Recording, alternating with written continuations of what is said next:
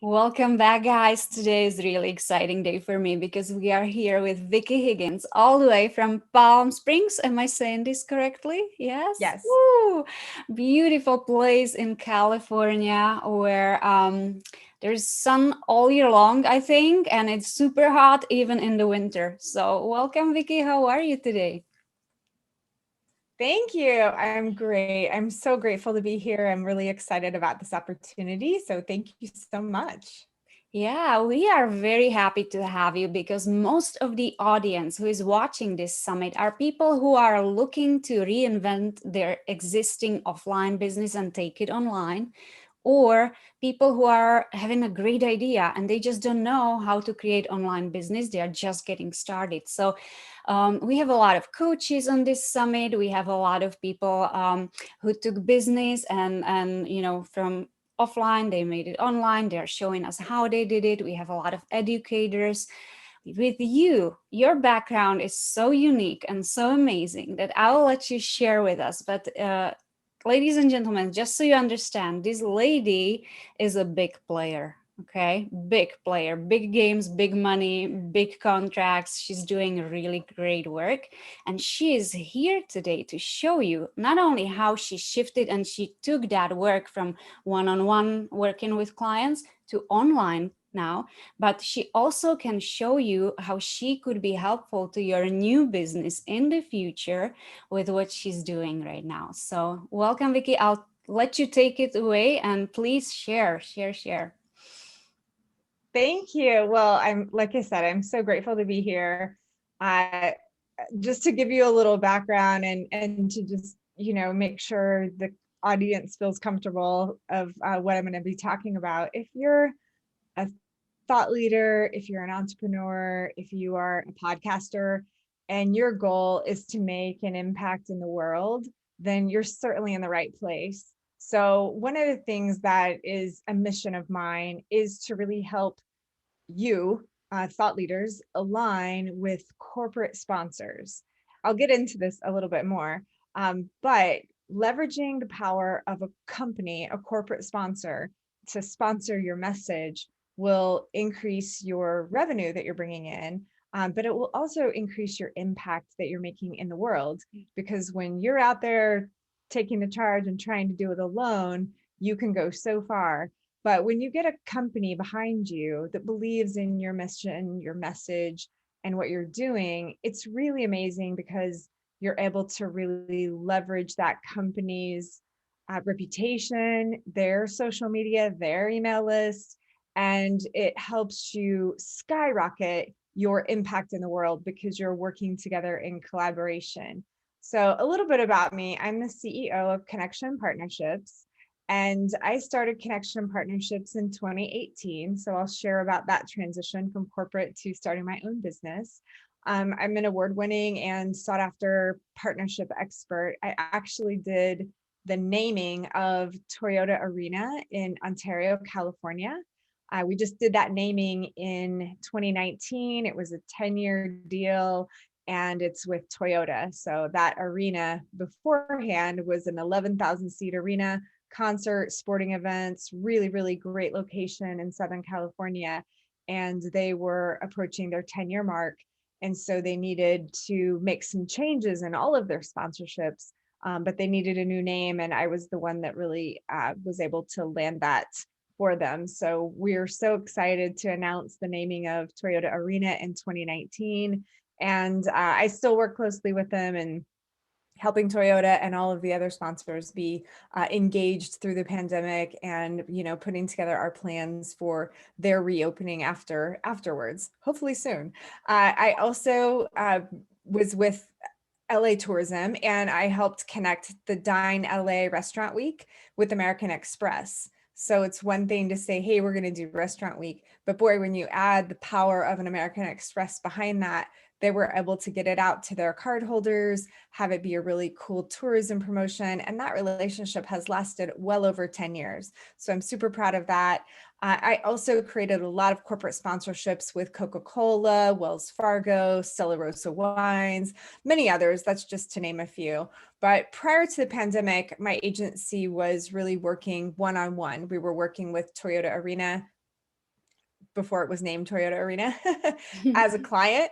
And then we were out getting sponsors and working with them on what would be the right sponsors for that area.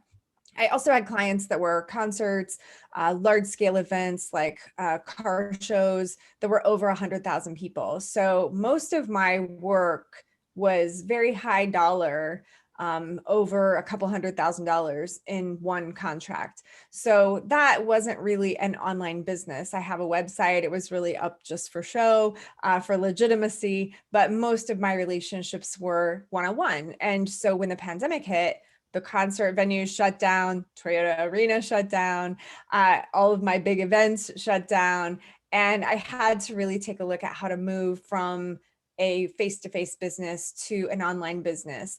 It also, I'm really grateful for this opportunity to take a step back because I realized that I could use my talents and skills to help thought leaders like you learn about corporate sponsorships, maybe even train your team on how to go get corporate sponsorships so that you can really level up your impact in the world and also bring in some income in the meantime. So I've set out on a mission to train over 1 million thought leaders on how to use the power of corporate sponsorships to make the changes that are so desperately needed in our world. I don't think the changes are going to be made by politics. I think they're going to be made by you. So I want to be a part of helping that happen. So just a little bit of where I came from. I'm originally from Indiana. I now live in California. I've been in California 15 years. Before I started Connection Partnerships, I had been in the tourism industry. As you may have noticed from the Dine LA and LA Tourism, that was one of my roles to get sponsors for their programs. So I work with Los Angeles Tourism. I was with Greater Palm Springs Tourism. That's what brought me out here. I was also the Executive Vice President and Chief Marketing Officer in Newport Beach for Newport Beach Tourism. I oversaw offices in London, Sydney, Beijing, and Shanghai. So, and then prior to all of my work in California, when I lived in Indiana, I worked for the Indiana Pacers. That's where I started my career. I was with them 10 years and it was so much fun. The Reggie Miller days, if anybody's old enough to know that.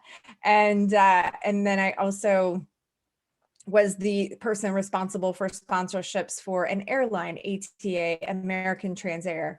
And I did deal negotiations with teams in the NFL, the NBA, Major League Baseball, hockey, all kinds of cultural events all around North America, Canada, US, and Mexico. So I've had a long career in sponsorships, more than 20 years, and I have a degree in sports marketing. I also have my MBA and a handful of other certifications that's not really super important, but that just gives you a little bit of the background that I know my stuff, and I'm really excited to work with thought leaders on making changes and leveraging corporate sponsors. Would you guys think would you guys say she's qualified to help us? Like, I'm like blown away by all that. This is Thanks. phenomenal career. And I would like to, before I ask you the next question, I would like to talk about leadership a little bit, because if you are here right now, whoever is watching right now, whether you are a speaker, you're an expert, you are one of the interviewees, you are just, someone who just randomly stumbled upon this on Facebook somewhere or on social media, or you actually signed up and watch as an attendee of this summit, you are a leader, because you would not be watching stuff like this if you didn't have it in you, if you were not a leader, entrepreneur, right? So leadership. There's a huge difference between management and leadership. We already mentioned that in another talk, but I want to say, when you have career like you, Vicki, had before pandemic, and it was going great, obviously, for 20 years, right? And then the pandemic happens. Majority of people would go into, oh, poor me, victim mode. Oh, I have to, close my business. Look at me, I've been affected. What do I do now, right? Leaders brush it off. They put a big smile on their face. They sit down, they write down options, they scan what's going on, and they figure out, this is where my talent, my area of expertise, my zone of genius is needed. This is how I shift it. And here I am shining again. And that's what Vicki did, right? So right now you're helping people like us, people who are watching here and people who are speaking here on this summit to do that. And I would like to know how something like that, like sponsorship with a big company, could help us. What would that mean for us, like, let's say, small coaching practice? What would that mean for, let's say, my practice if I did have a big sponsor behind me? How would that look? Absolutely. Well, first and foremost, I want to honor you for making that comment about leaders. You know, it was definitely, I had a moment when all of the venues and all of my clients shut down. I was like, okay, what do we do next? And, but I think a great leader is about exactly what you said, recovering. How quickly can I recover? How quickly can I sit down and make a list? And not think about, oh, poor me, but think about, wow, how can I use my talents and skills to help someone else? And I think great leaders also have the ability to recalibrate their mindset very fast. That's the one thing I've noticed in leadership is it isn't about me, it isn't about pointing fingers or placing blame. It's about who can I help? So the second that everything shut down and we decided that we were going to put all of the sponsors on hold, you know, I immediately started going to work. Believe me, I had a couple days where I was like, oh my gosh. But I immediately started going to work thinking about, okay, who can I help? And I think the other part of mindset is people who are playing small think, oh no, I have to start over. But a great leader recognizes that I have had years of experience. It might be 2 years, 5 years, 10 years, 20 years, or more. And all of that experience is there for a reason. And you're never really starting over. You're just recalibrating. And when you can recalibrate and use your skills, your talents, your passions, your mission, your purpose to help others, then I think naturally something is going to come up when you're helping other people that like I didn't plan to go do this. I just started talking to people to see what they needed and where I could help them. And suddenly all these people were coming at me saying, wow, we want to learn about sponsorship. And they started having the same questions. And I thought, oh, there's something here that I can help them with. I can offer a course, I can offer some guidance, I can actually train their team to go out and do this so that they have people on their team that can keep this going. So I first want to honor you for making that comment, because great leaders are resilient, resourceful, and they recalibrate really fast. So that is definitely what we needed to do and what I had to do for my company. And then also I decided to make sure that I wasn't starting over. I was just recalibrating and helping other people. So to answer your question, you know, what would your business look like? What would any coach's business look like with a corporate sponsor? So I always start with a few key tips. You have assets, we're going to call them.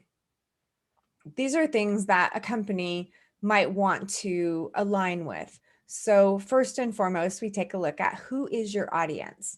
If you have a very specific audience, entrepreneurs, even like a gardener might have somebody teaching gardening, may have very specific audience, a very specific audience about gardening and people that love gardening. Yours might be entrepreneurs, someone else's might be athletes, someone else's might be learning how to play the flutes, you know, or teaching music online.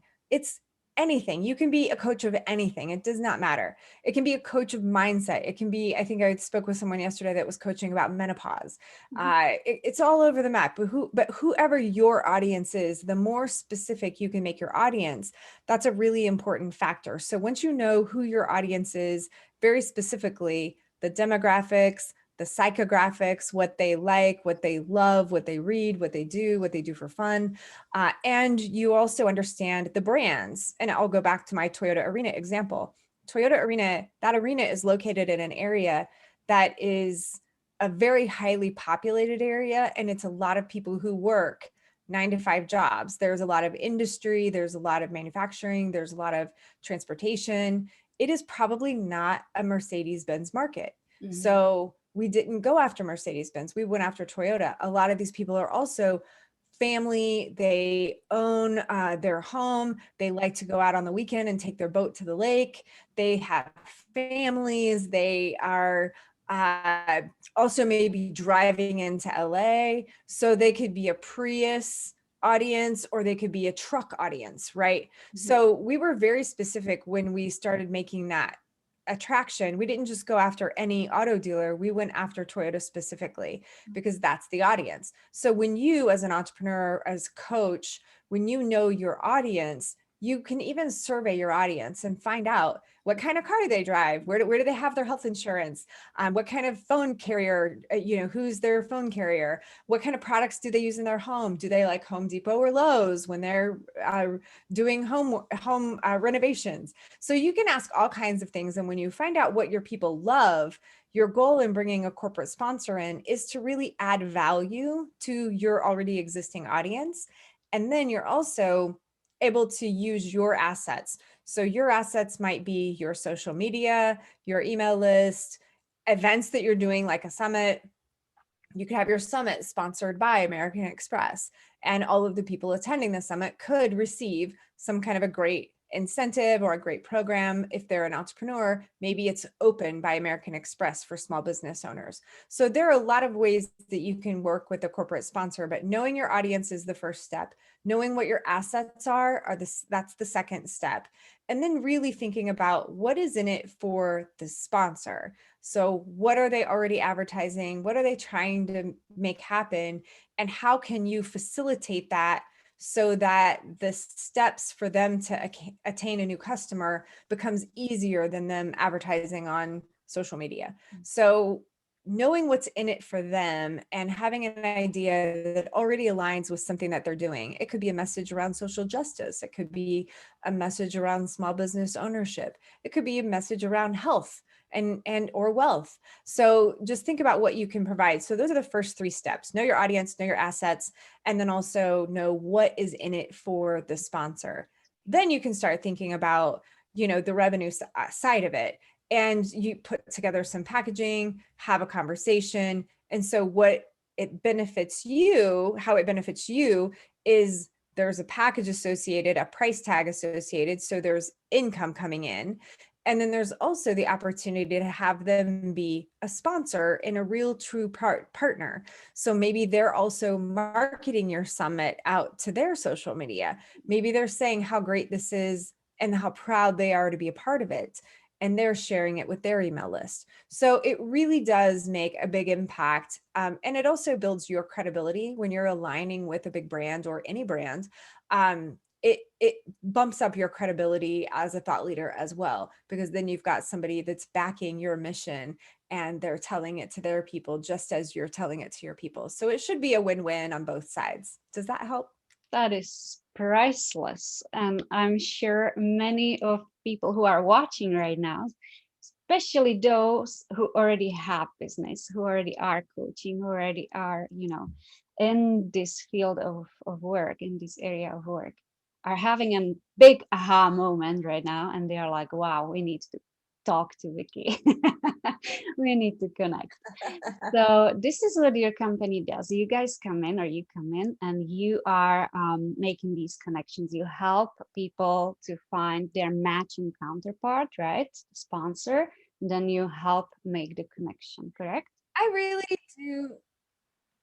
I really do a lot of the training of your team. I mean, if it were me going out trying to sell sponsorships for every entrepreneur and every thought leader, I would be busy 24/7 Right. all day, every day. So what we do is, your team, you and your team, your business and your audience much better than I do. So Mhm. what I do is I offer a workshop that allows you to be able to get coached on exactly what to put together for your business.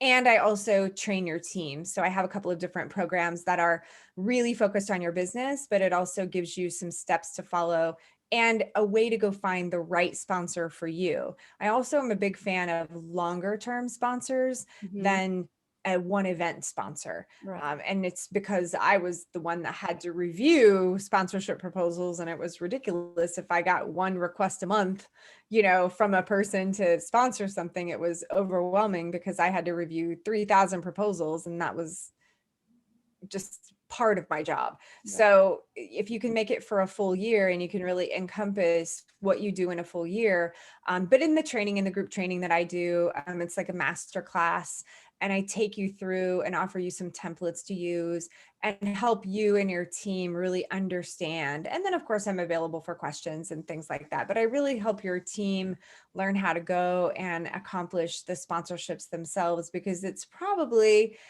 I always encourage people to start with people that they know. It's probably people that are already in your list that work for a company, and they may just love you and they may become your first sponsors. And Mm. when you do it a couple of times, then you're able to go and get some bigger sponsors or get sponsors. I mean, most of the sponsors that I've gotten, even these big multi-million dollar deals, they started with a local dealership. They started with a local person, and just getting the buy-in from that local person and starting small and growing. That is the secret to long-term success in sponsorship. Beautiful, beautiful, beautiful, beautiful. So I would like to know, Vicki, was entrepreneur lifestyle or entrepreneur way of working, was it always something that you knew you would be doing? Or did you, when you're deciding coming out of school, did you think, oh, I'm going to do a 9 to 5? Like, what was the original plan for you? The original plan for me was to work for a sports team. I studied sports marketing. I knew I had my mind set on working for a sports team. And so I did, after I graduated from college, I did a non-paid internship Hmm. and with the Indiana Pacers. And then that luckily for me resulted in a job, and that career was 10 years long. I was so excited to have that opportunity. It was a dream job. I loved it, every bit of it. And I rose up in the ladder and I learned so many things, and I had amazing mentors, and it was a really wonderful experience. After I got my MBA, I decided that maybe working every weekend and every holiday wasn't such a good idea as I started entering into my 30s. And I thought, I have my MBA. I wonder if I could do something more. But right then, one of my sponsor clients was ATA Airlines, American Transair. They needed somebody to help them build a sponsorship program for their airline. So I actually got to write my job description and take on this really amazing role for ATA Airlines. So it was very entrepreneurial in spirit, but I worked for somebody all of my career, actually. Hmm. I was always very entrepreneurial. I always had a side hustle. I was always like doing something else, or, having some other fun thing that I was working on in addition to my job. But Hmm. I didn't ever really believe that I could be an entrepreneur. I was, the first one in my whole family to graduate college. I was the first one to get my MBA. I was taught that money doesn't grow on trees, get a job, stay with it, do that thing. So for me, the mindset piece of becoming an entrepreneur took me a little while to really grasp. But I worked for the Pacers, then I worked for ATA Airlines, then I worked for LA Tourism, Newport Beach Tourism, and Greater Palm Springs Tourism. And when I did step out to do my own business, I initially failed miserably. I was a mess. I was trying to do everything myself. I took all kinds of technology classes so I could build my own funnels, which did not work. I was just going over top of myself. So I finally, was able to get into some mindset classes and entrepreneur classes and really learn about leading my own company. I could lead all of these other companies very well, but I had a huge team, I had a great budget, and it was a whole different situation when I started my company. I had saved really a lot, and I worked smartly, so I had no debt, and I started my business with, a year in the bank of savings that I could work with. And I knew that, this is what I wanted to do, and I wanted to put everything into it. But in the very beginning, I was a confused little, victim. And then when I finally got ahead of like, okay, I need a team, I have a vision, here's what I want to create. Then I was able to really, really build out my business and make it exactly what I wanted it to be. And it became a great success. I mean, within 18 months, we were a mid six-figure business and on our way to be a $500,000 business within 2 years. So, and then the pandemic hit, which was, like I said, I'm grateful to have every new twist and turn in my pathway, because now this is so much fun training teams and working with entrepreneurs and thought leaders about how they can get their mission and their message really to align with a brand, and then just exponentially blow up. So it's so much fun now, but yeah, the beginning, not so much. So many things you said that really resonated with me. I was like, me, because the money doesn't grow on trees. That was like a prayer in my family. It was like every day, especially through my teenage years when I wanted a lot of stuff. That's my parents would be like, mm-mm. So I get yeah, it. definitely. And so that creates a lot of fears as when we grow up, right? We are on our own, and now we still have that at the back of our minds. And then you are thinking, oh, I want to start my new business, and that starts playing, but money, like you really keep Yes. it safe. You went to school, you've been trained for this job, just stick to that job, and people are afraid. I've been through it myself. So it takes a lot of soul searching, like what am I made of, like what's really in there. Do I have what it takes? And most of us do, we just don't know it yet. And so that takes a lot of commitment to go after that. Like what you said, it was you were trying to study and you were taking courses and you took leadership classes and you took other classes, right? Mindset and entrepreneur classes. That's another sign of leadership, right? It's leaders never think they know it all. Bosses do a lot of time in big Right. corporations, but leaders don't. Leaders always seek more. Leaders are open. They are always trying to learn new things, and they grow with everything else that's growing outside. Everything is evolving all the time, so we try to evolve with it. And that's another good sign. If you are wondering if you are a leader, if you have that desire to constantly learn and improve and seek information, you are a leader. So yay. And I want to ask you, Vicky, what are 3 tips that you have for someone who is just getting started? Is there anything that proved to work for you or that helped you out when you were first making that transition? Is there anything you'd like to share? I'm gonna share a quick quote with you about leadership. I was just looking it up. When the best leaders' work is done, people will say, "We did it ourselves." Yes. And I love that quote. I think it's so great, and it's a great testament to a great leader. A great leader is going to constantly be learning. Of course, like you said, I just finished like a 4-day training myself. I'm constantly learning to be a good leader and to be a better person and more mindful around how I lead. And I just love that quote, because a great leader, when the work is done, all the people are going to be like, we did this, it's amazing, and that's the thing that I love so much, is if we can inspire other people to feel like it's their project and it's their mission. It's very true in sponsorships. Mhm. If I can be a great leader in helping a corporate brand connect with a thought leader, and they think it's their idea, that is, I have achieved success, because then they're all going to be in. They're going to be totally in. It's going to be their idea, and they're going to run with it and take ownership of it. Yeah. And that's super success to me. So sorry, I wanted to land on that quote really fast for you, because I feel like it's so powerful. Um, a few tips, and if you could just remind me the question, sorry. Sure. It was great quote. Thank you for sharing that. What I was asking, are there any 3 tips that you'd like to share with our audience, with someone who is just getting started? Is there something that you have, like your little three secrets that you have, something that worked for you really well, or something that helped you out and sped up the process. Like, what is it? What do you have? Yeah, I just, the thing for me, my three tips for somebody just starting out in their own business. Number one, interview people and find out what they need.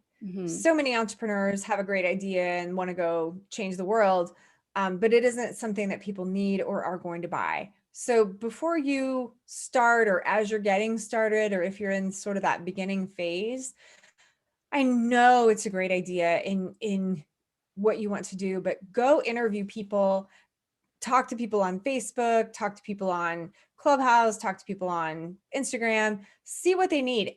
Do 2 weeks of 20 or 30-minute calls and see what questions they ask you. In that 2 weeks of those free calls, you will have so much information that you will know exactly what they need. So tip number one is ask people what they need and solve a problem. Number two, keep it simple. I see so many entrepreneurs that are trying to have a million different programs. They're trying to do 5 or 10 or a big, huge funnel, and it just makes things really complicated. And a confused buyer is not going to buy. Yeah. So start very small with maybe one-on-one coaching, because again, if you're doing those one-on-ones, you're going to learn a rhythm of what they need, and that's going to become content for your future group class. So maybe there's one-on-one coaching, and maybe that leads to like a master class or summit or a group class or something like that. So I would say just pick two things, something that's one-on-one and something that's group related, or a master class, something like that. Just keep it super simple, because it's going to be easier for you to work your back end funnel, and it's going to be easier for the customer to understand what you offer. And the third tip is, don't try to move people from point A to point Z right away.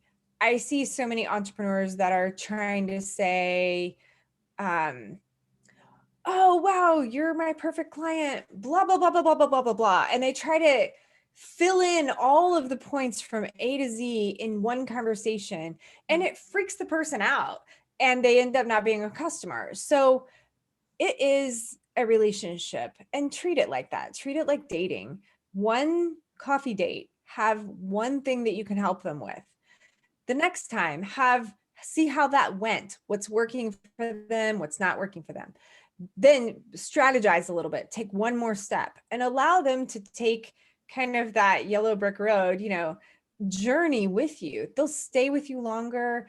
But I see so many entrepreneurs that try to they really just kind of like throw up all over the potential client, because they're trying to get to sell a big package. And if you're really in your heart and you're really leading in a way and serving in a way that's going to help people, your goal as an entrepreneur should be to find people you can serve them one step at a time, and meet them where they are. They may not be ready for your super high-end package.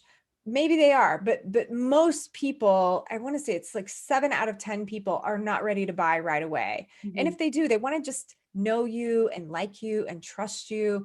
And that takes small baby steps. Yeah. So the winners, fast winners, are people that take that time, but they're just talking one-on-one with people all the time, every day.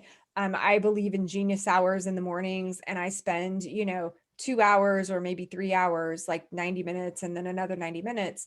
And I'm just talking with people, and that's might be free calls, it might be paid clients, but those one-on-ones, and just helping them with one strategy that can help them get a result. The quicker I can help them get a result, the more they're going to stay with me and go on to a bigger package. But I just do small, simple things. I offer lots of free content, and I do some group trainings too to make it really easy for them to bring in their team.